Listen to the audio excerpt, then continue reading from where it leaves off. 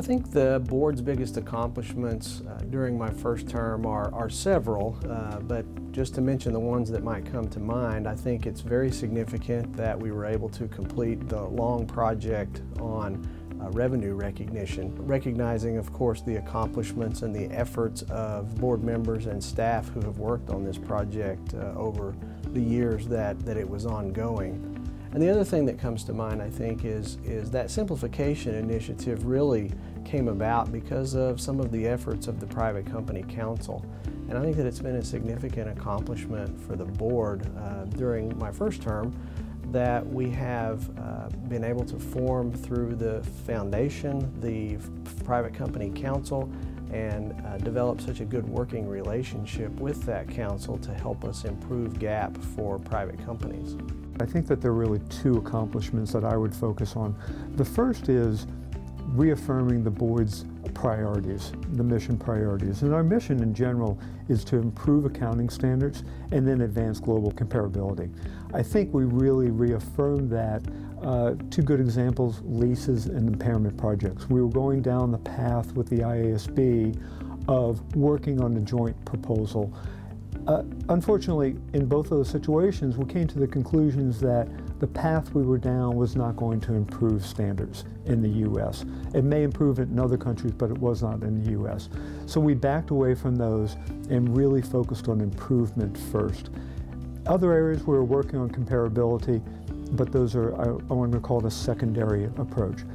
The other, I think, major achievement is that, and it's probably more hidden for most of our stakeholders, is improving the quality of standard setting. And one area in particular that we've worked on is trying to work on our agenda setting process, what goes on the agenda.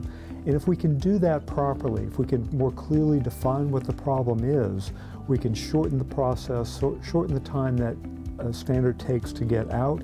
And what the benefit really that has for stakeholders is that they really have to pay less attention or less time paying attention to a particular standard.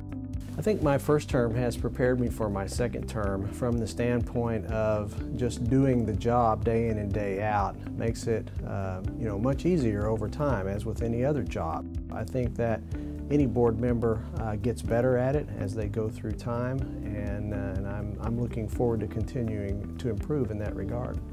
I think the first term was really an opportunity to lay a solid, strong foundation in terms of accounting, but I have to tell you it also helped to build up some of my industry knowledge. After being away for almost 2 decades, building up an understanding, reacquainting myself with the conceptual framework and some of the real nitty-gritty details of accounting and how they've developed in the last few years.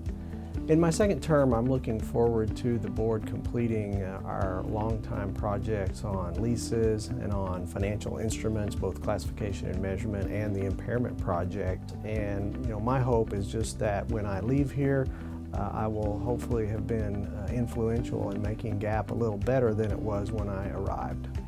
Specifically, one of the bigger areas that I'm going to be focusing on is the opportunity to improve financial performance reporting. We've been working on a project to move in that direction, and the way I think about this is really we need to better align the accounting rules that are applied today with the way that investors think about companies and analyze companies. And if we can move in that direction, rethink the benefits of using something like net income, is there something better to use than net income? And can we better align that with how investors and frankly companies have been reporting their earnings?